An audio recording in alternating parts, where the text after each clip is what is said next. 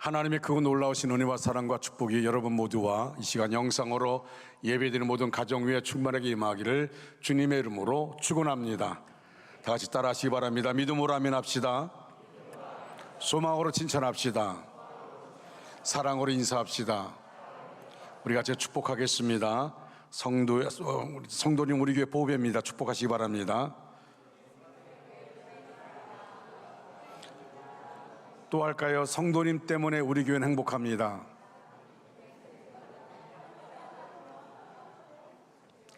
우리 이 시간에는 영상으로 예배드리는 모든 가정을 보면서 우리 성도석을 좀 보여주시기 바랍니다. 다음 주에 만납시다. 큰 소리로 시작. 다음 주에 만납시다. 꼭 만나길 바랍니다. 할렐루야. 우리 축복성 부르겠습니다. 성도의 모습 속에 보이는 하나님 형상 아름다워라. 성도의 모습 속에 보이는 하나님 형상 아름다워라. 하나님 형상 아름다워라.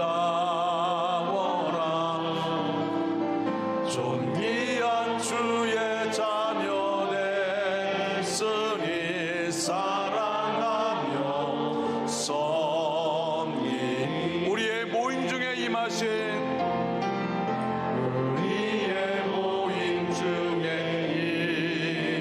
하나님 영광 아름다워라.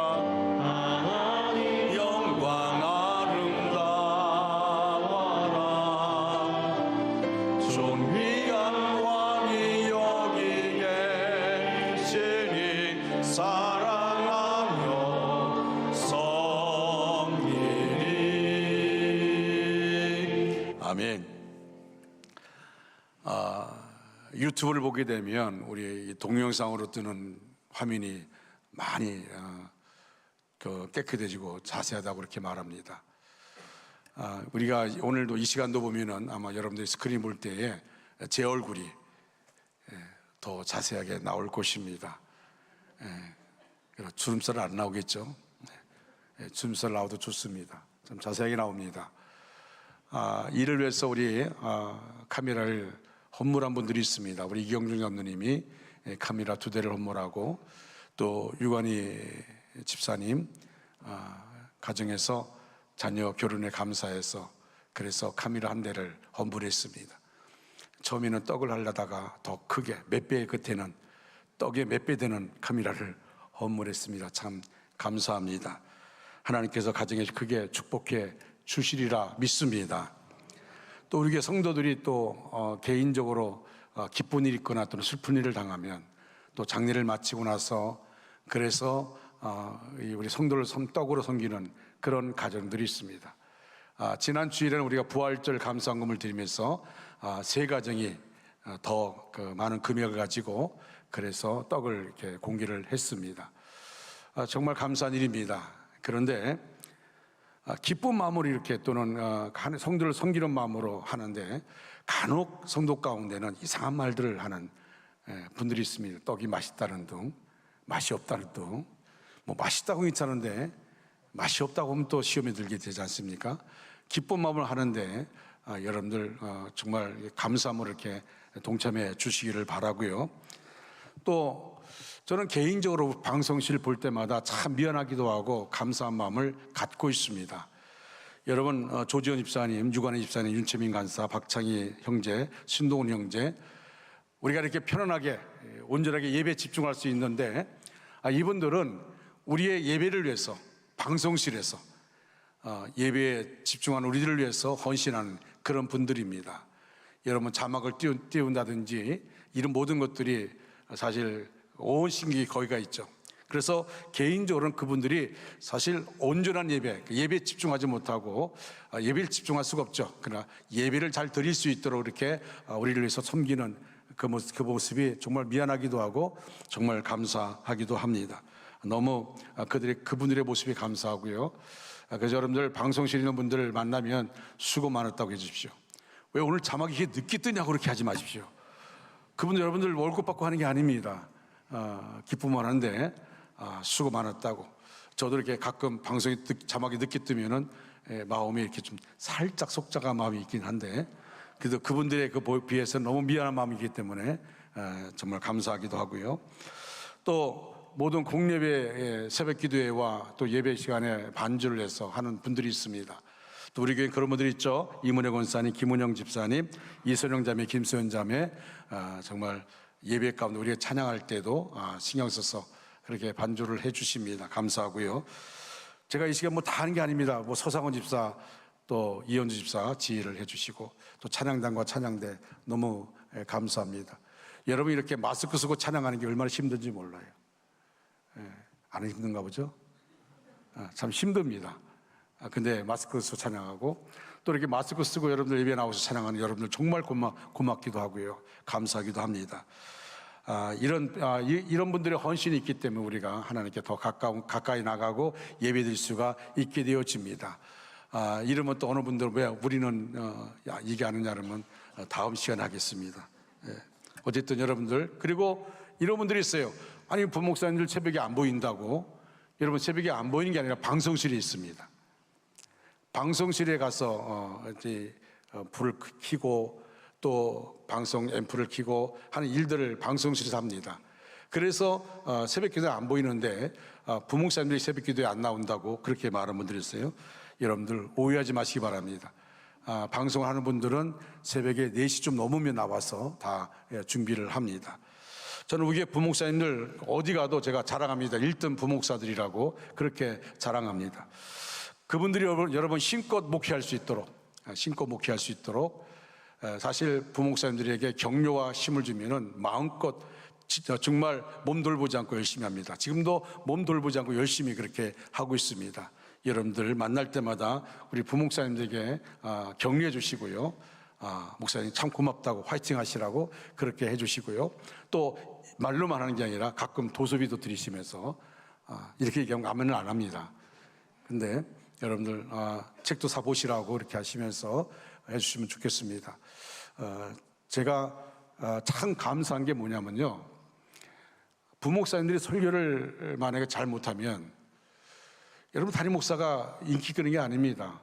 뭐 어느 분들은 부목사 설교 축소에만이 담임 목사가 등장한다는데 저는 그렇지 않습니다.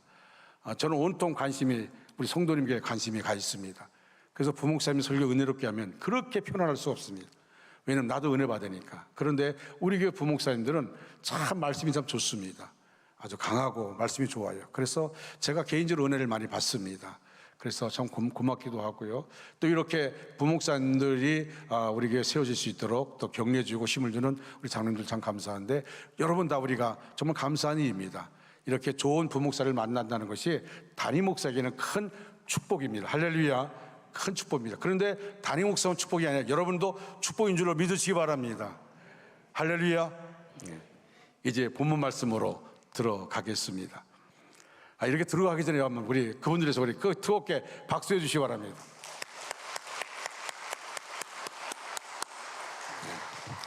이렇게 얘기하면 대표로 우리 문학준 목사 일어나서 이제 인사했어야 되는데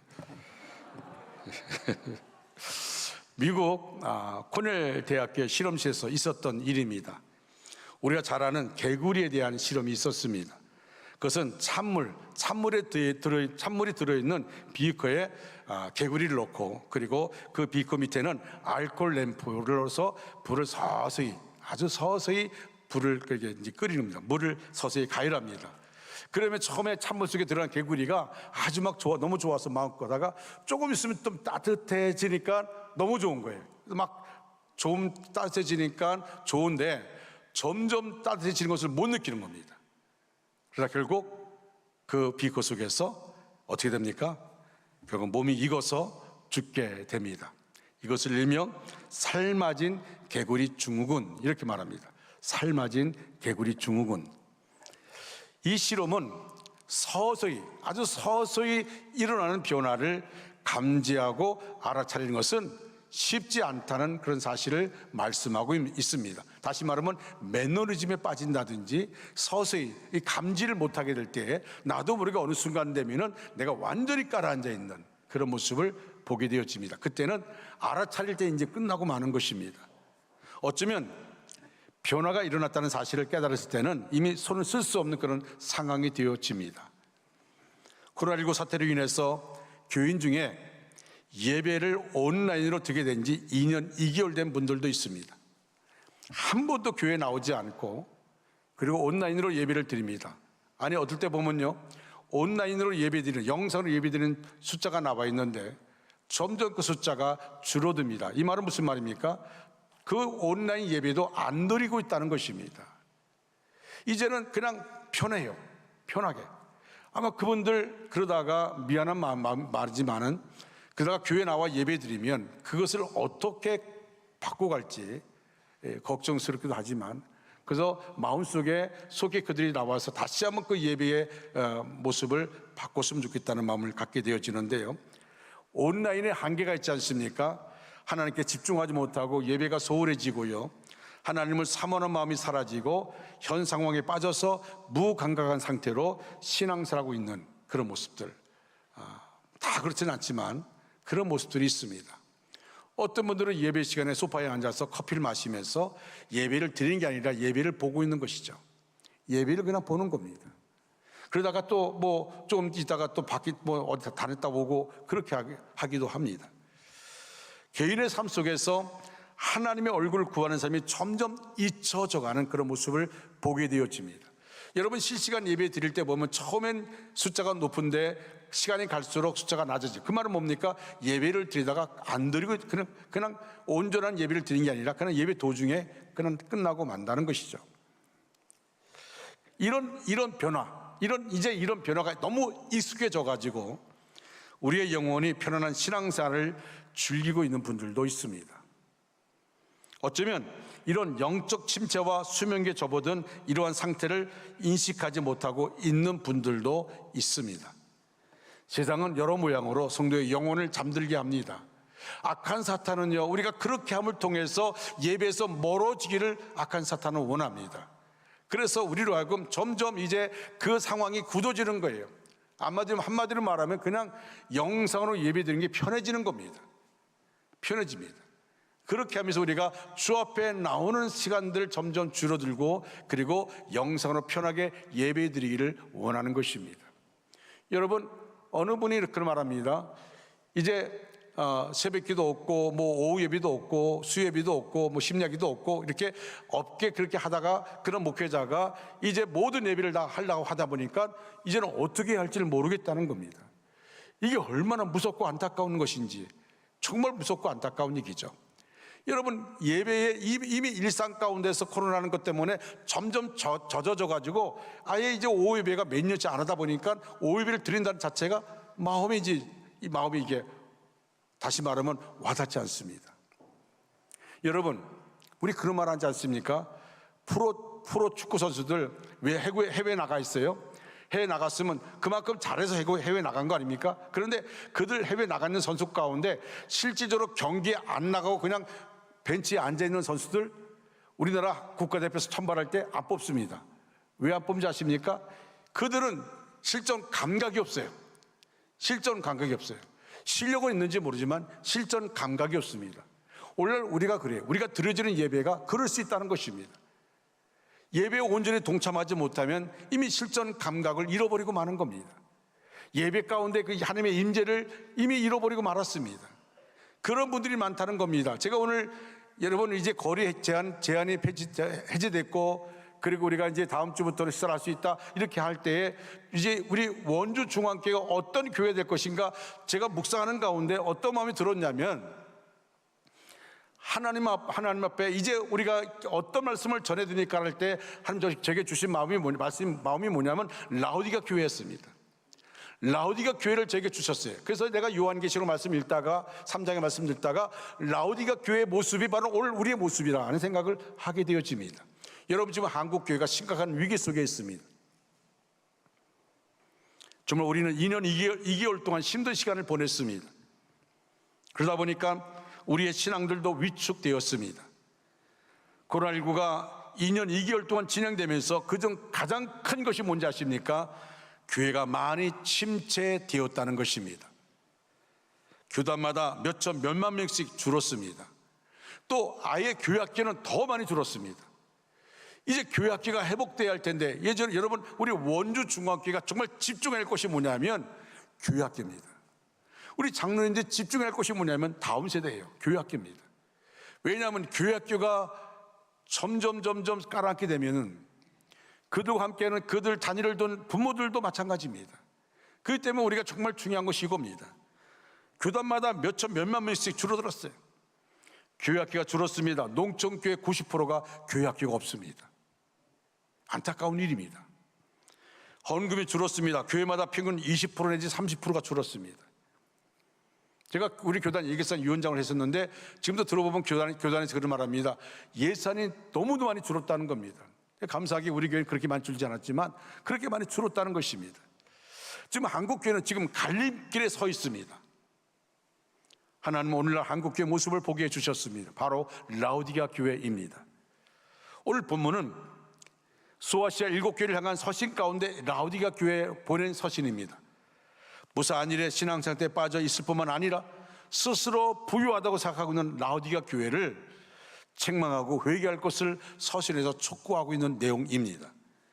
라오디게아 교회는 외부의 핍박이나 경제적인 어려움을 겪지 않고 신앙생활을 할 수 있었습니다. 그러나 최적의 조건에도 불구하고 최악의 상태에 머물러 있는 것이 바로 라오디게아 교회입니다. 가지고 있는 부와 자유를 영적 성장의 발판으로 삼지 않고 오히려 육체적 향락을 위한 기회로 삼았습니다. 오늘 본문 15절 말씀을 보겠습니다. 15절입니다. 내가 네 행위를 아노니 라고 말합니다. 내가 네 행위를 아노니. 여기서 아노니 이 원어를 보니까 오이다 라는 뜻인데 정확하고 주도 면밀한 통찰력을 의미합니다. 하나님은 신적 통찰력을 통하여 우리의 행위를 모두 알고 계신다는 것입니다. 하나님 앞에 숨길 수 있는 것은 아무것도 없습니다. 우리의 모습을 철저하게 파악하고 회개해야 하는 것입니다. 라오디게아 교회 책망을 통해서 오늘 우리가 깨달아야 할 것이 뭘까요? 라오디게아 교회의 모습이 뭡니까? 첫째는 그들의 신앙은 미지근했습니다. 라오디게아 교회 최고의 문제가 뭐냐면 물이 부족한 겁니다. 다 조건이 갖췄다 할지라도 물이 부족했습니다. 그래서 라오디게아는 인근의 도시에서 물을 공급받아야 했습니다.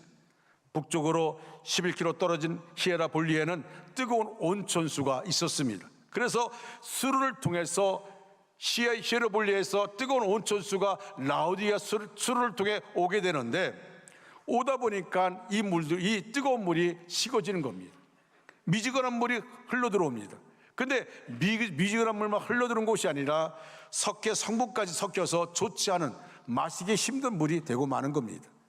남쪽으로 16km 떨어진 골로새에는 차가운 우물들이 많았는데 그 역시 수로를 통해서 이 차가운 물이 라오디게아로 끌어오면 차가운 물이 미지근한 물로 바뀌어집니다. 라오디게아는 늘 미지근한 물을 이용할 수밖에 없었는데 그 사정을 잘 아시는 주님께서 그것을 설명하며 책망하시는 것입니다. 오늘 본문 16절 말씀 한번 다 같이 읽겠습니다. 시작. 내가 이같이 미지근하여 뜨겁지도 아니하고 차지도 아니하니 내 입에서 너를 토하여 버리리라. 아멘. 자, 여기에 미지근하여 이 원어를 보니까 클리아로스라는 말인데 이 클리아로스란 말은 열정이 없다는 뜻입니다. 열정이 없다. 신앙에 있어서 결코 회색지대나 중간지대가 존재하지 않습니다. 그러나 라오디게아 교회는 신앙의 회색지대에 머물러 있었습니다. 차지도 뜨겁지도 않고 신앙이 미지근하니 미지근한 물을 마시지 않고 뱉어버리는 것처럼 그래서 뭐라 얘기합니까? 너를 토하여 버리리라 그렇게 말합니다. 너를 토하여 버리리라. 여러분 전에 우리가 쓰던 개역성경에 보니까 더 무섭게 말합니다. 내가 토하여 내치리라 이렇게 말했습니다. 여러분 토하는 것을 또 내친다는 거 말입니다. 그런데 우리가 개역 개정에 보니까 토하여 버리리라 그렇게 말하고 있습니다. 이 시대에 오늘 우리를 두고 하시는 말씀이 아닙니까? 언제부터인가 신앙의 열정이 사라져가고 있지 않습니까? 코로나19의 핑계로 신앙이 미지근해 가지는 않습니까? 우리는 먼저 내가 미지근한 신앙이 된 것을 깨닫고 그리고 회개해야 됩니다. 다시 한번 우리가 이제는 우리 자신을 바라봐야 됩니다. 물론 정부 방침에 따라서 거리 제한이 해제됐지만 여러분 이것은 완전히 코로나 끝나서 해제된 게 아닙니다. 여전히 코로나 확진자는 생기고 있습니다. 그러나 우리가 그 상황 가운데서 우리가 어떤 마음을 가져야 할까요? 우리가 주춤거리는 마음이 아니라 2년 2개월 동안 우리의 삶을 돌아보면 한국교회가 얼마나 고통 가운데 있었습니까? 여러분, 다시 우리가 이런 상태 속에서 계속 머물러 있으면 우리는 완전히 우리가 영적으로 무뎌져가는, 영적으로 굳어져 있는 우리 자신이 될 수밖에 없다는 것입니다. 온라인으로 비대면으로 예배 드리는 것에 익숙해지면 안 됩니다. 신앙생활을 편하게 하는 순간 우리의 신앙은 미지근해지고 주님의 책망과 징계를 받게 됩니다. 그럼 어떻게 해야 미지근하지 않고 열심을 낼 수 있을까요? 오늘 본문 18절 말씀을 다 같이 읽겠습니다. 내가 너를 권하노니 내게서 불로 연단한 금을 사서 부유하게 하고 흰옷을 사서 입어 벌거벗은 수치를 보이지 않게 하고 안약을 사서 눈에 발라 보게 하라. 아멘. 본문에 보니까 28절에서 사라라는 말이 3번 나옵니다. 첫 번째는 불로 연단한 금을 사라, 그렇게 말합니다. 여기서 라오디게아 교회는 불로 연단한 금을 사라는 말씀으로 보아서 어떻습니까? 라오디게아 교회가 어떤 교회일까요? 희생과 고난을 회피하는 교회인 것을 알 수 있습니다. 교회와 신자는 희생과 고난을 통하여 믿음의 불로 연단한 금처럼 되는 것인데, 이들은 믿음의 시련이 오면 쉽게 포기하고 쉬운 길을 택하였습니다. 다시 말하면 예수님을 믿되 편히 믿고 쉽게 믿었습니다. 신앙을 위해 생명까지 바쳐야 정상이건만 그냥 신앙은 단지 삶의 그런 액세서리에 불과한 겁니다. 그런 모습으로 사는 것입니다. 사실 예수님께서 그들에게 가족도 주시고 먹고 살 수 있도록 음식도 주시고 온갖 좋은 것을 주셨습니다. 여러분, 제가 당진에 있을 때에 어느 남자 집사님이 참 키도 괜찮고 아주 튼튼한 분입니다. 이분은 80kg 쌀가마를 번쩍 드는 그런 분입니다.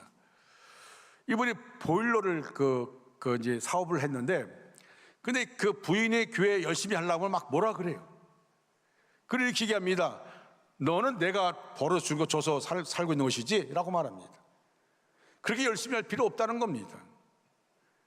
여러분, 그렇게 제가 만나서 얘기하면, 목사님 그냥 내가 예수 믿는데 너무 부담 주면 제가 교회 안 나갑니다. 그렇게 얘기해요. 부담 주면 교회 안 나갑니다. 여러분, 그렇게 일에 열중을, 사업에 열중하는 것처럼 교회도 신앙 열심히 해야 됩니다. 하나님 함께 하십니다. 그랬더니 막 콧방귀를 껴요. 근데 어느 순간 병원에 입원했다고 그랬습니다. 갔더니요, 손가락 하나 까딱하지 못해요. 완전히 온몸이 마비됐어요.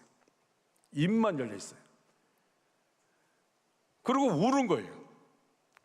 그렇게 80kg 벌쩍 들던 사람이 손가락 하나 까딱 못하는 마비되고 말았어요.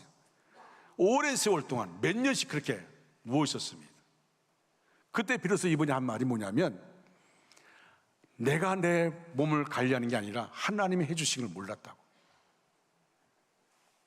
그러고 우는 겁니다.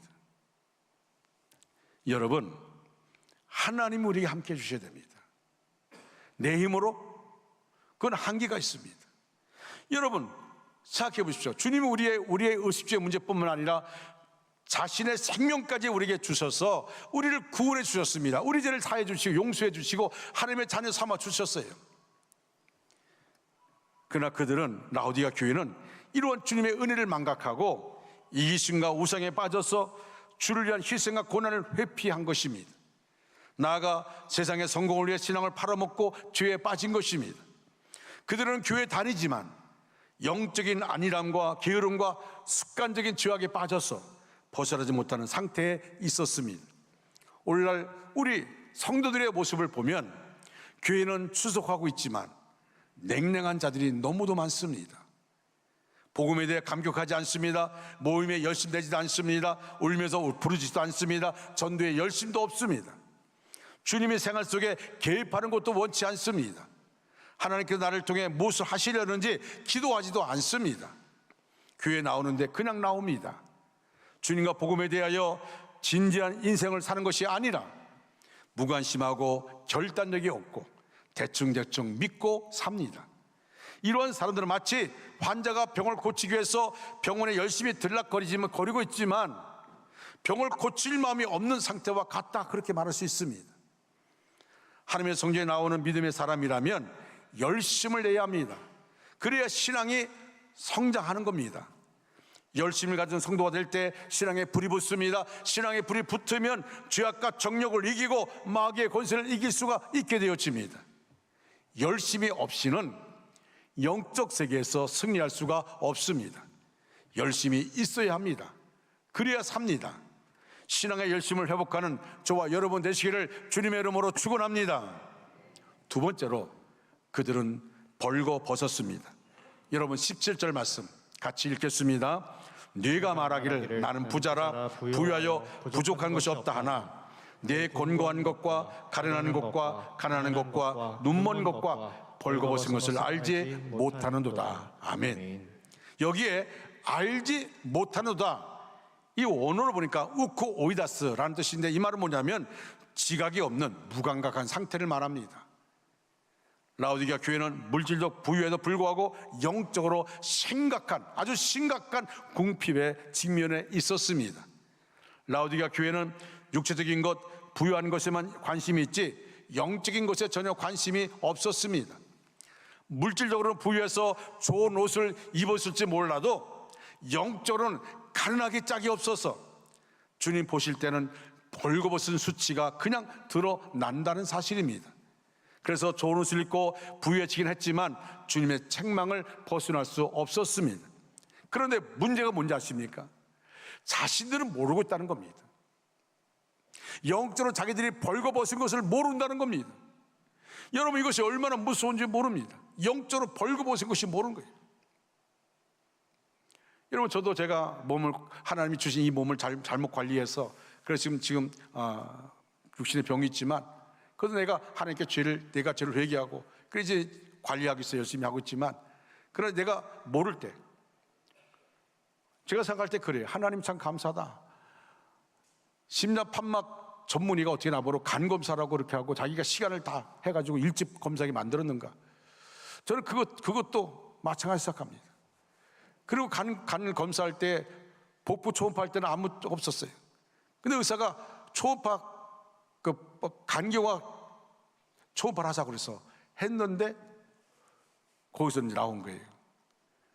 그 의사를 검사하고서 의사를 만나자마자 의사가 대뜸 하는 말이 심장 이식할 자녀 있냐고 그렇게 물어봐요. 내 아내가 뒤에서 막 충격받았어. 그래도 하는 말이 간경화가 이게 5단계로 말한다면 지금 나는 이제 4단계 가면 간암이 되어지고 5단계 가면 이제 그때 손을 쓸 수 없는데 4단계 근처까지 갔다는 겁니다. 턱걸이를 하고 있다는 겁니다. 만약 지금도 이걸 몰랐다면 70까지 가지 못할 것이다, 그렇게 말합니다. 여러분, 내 몸의 간에 굳어지는 걸 난 몰랐어요. 그냥 오후가 되면 피곤하다, 그냥 기절할 것처럼 피곤한 것만 느꼈지 내가 그럴 줄 몰랐어요.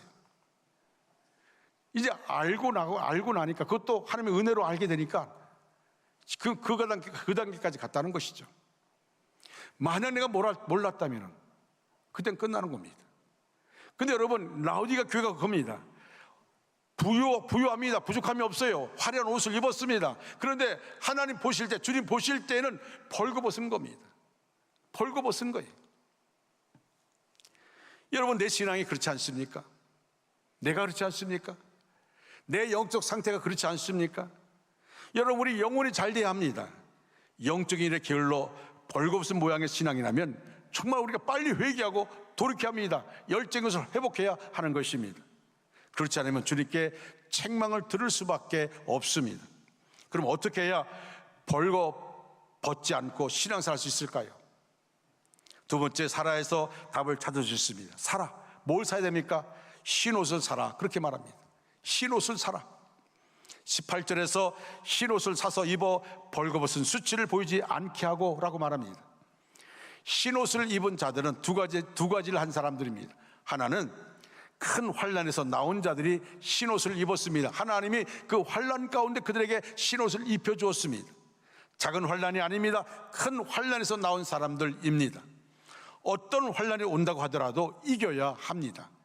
또 어린 양의 피에 옷을 씻어서 희귀한 사람들입니다. 더러움은 비누로 씻지만 죄는 예수님의 피로 씻어야 합니다. 피 흘림이 없으면 죄사함이 없습니다. 환난을 이기고 예수님의 피로 씻은 사람이 신옷을 입습니다.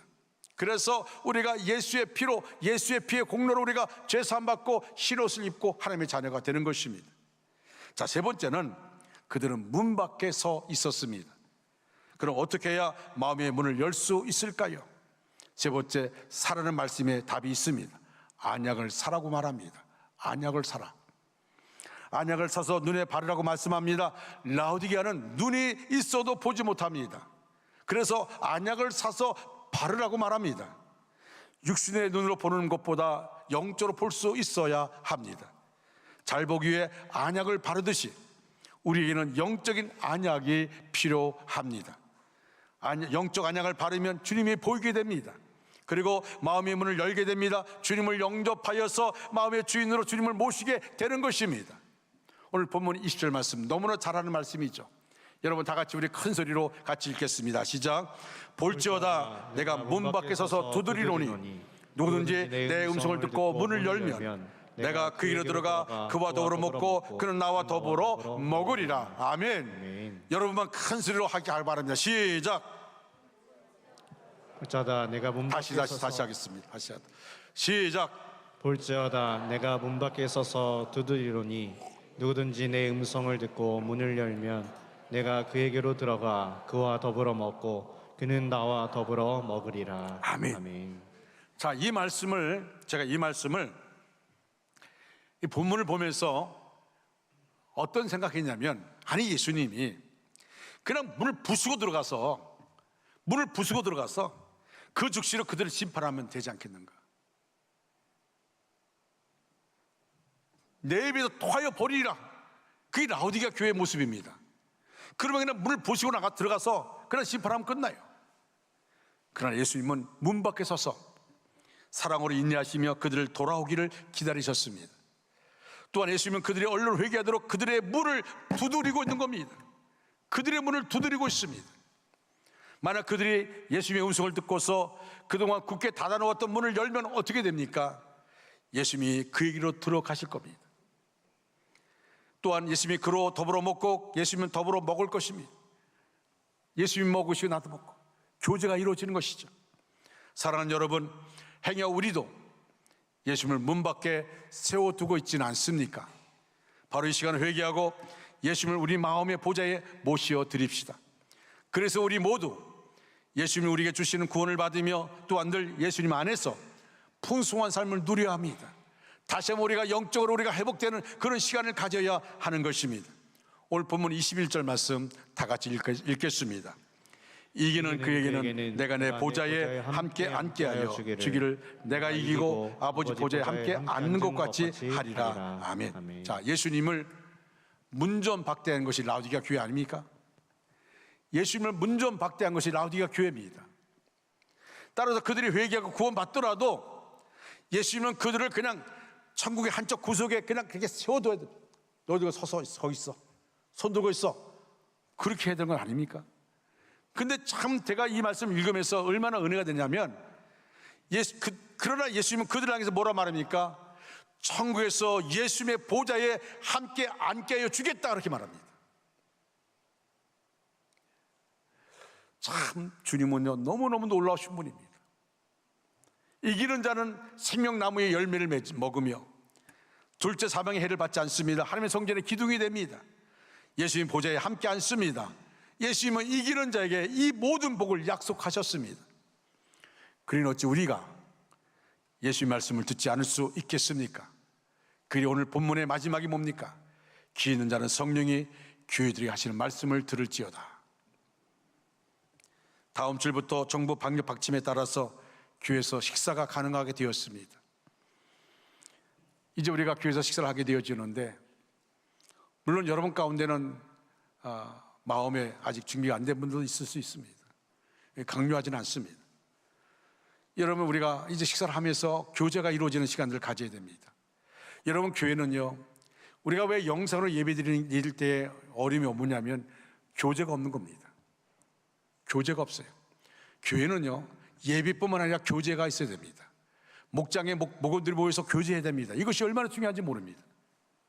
각 목장에서 목장 예배를 드릴 수 있습니다. 각 목장에서 목장 모임을 해주시기 바랍니다. 우리 목자들에게 좀 부탁하고 싶습니다. 이번 목장 예배는 목원들이 총동하는 그런 시간을 가져줬으면 좋겠습니다. 정말 우리는 2년 2개월 동안 우리는 힘든 시간을 가졌습니다. 너무도 힘든 시간.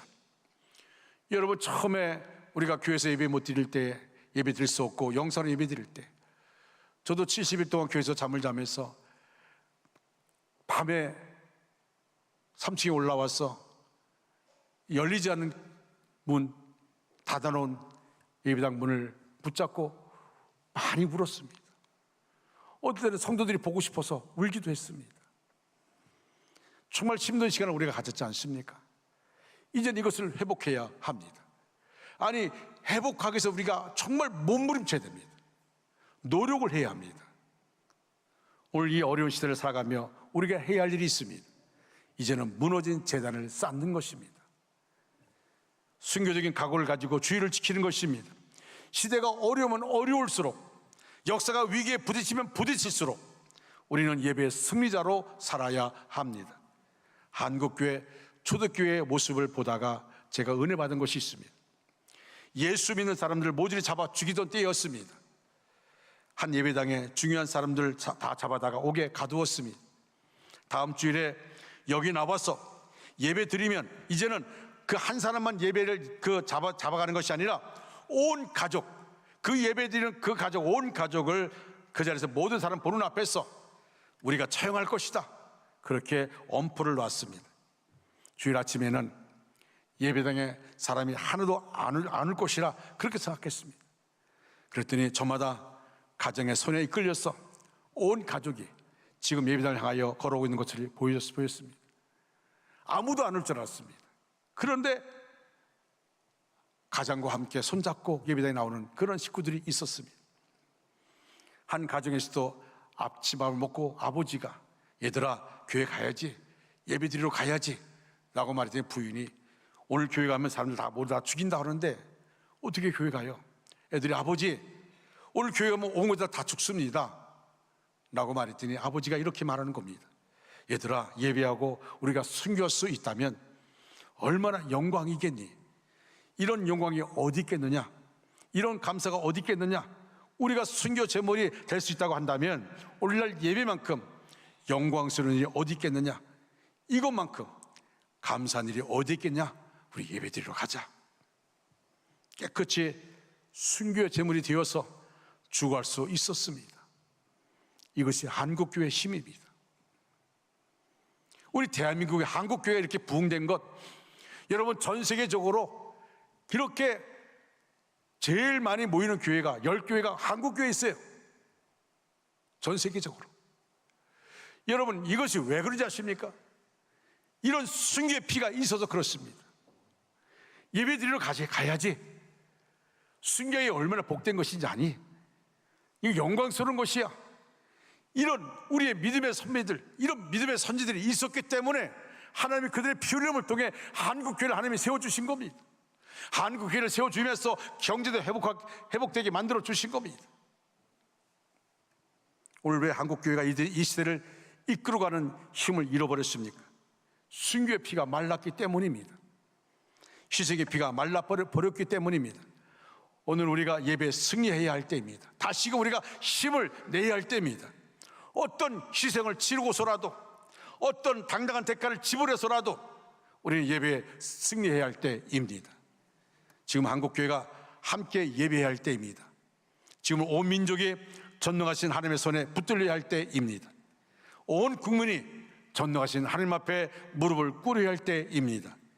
영광스러운 하나님의 뜻을 발견해야 할 때입니다.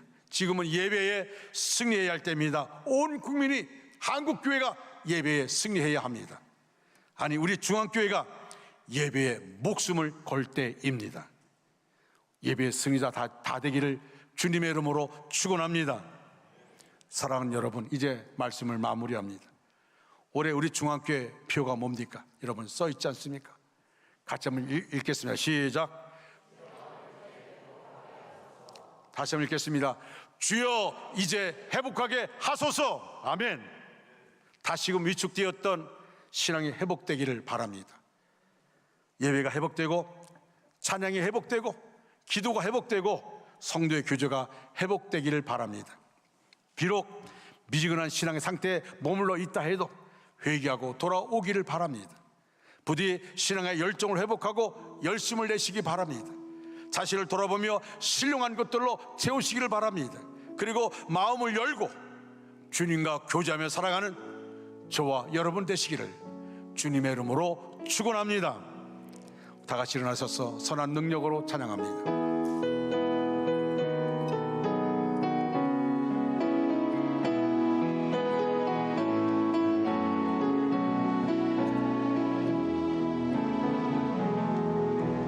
선한 능력으로 안으시네 그 크신 팔로 날 붙드시네. 절망 속에도 흔들리지 않고 사랑하는 주 얼굴 구하리. 아멘.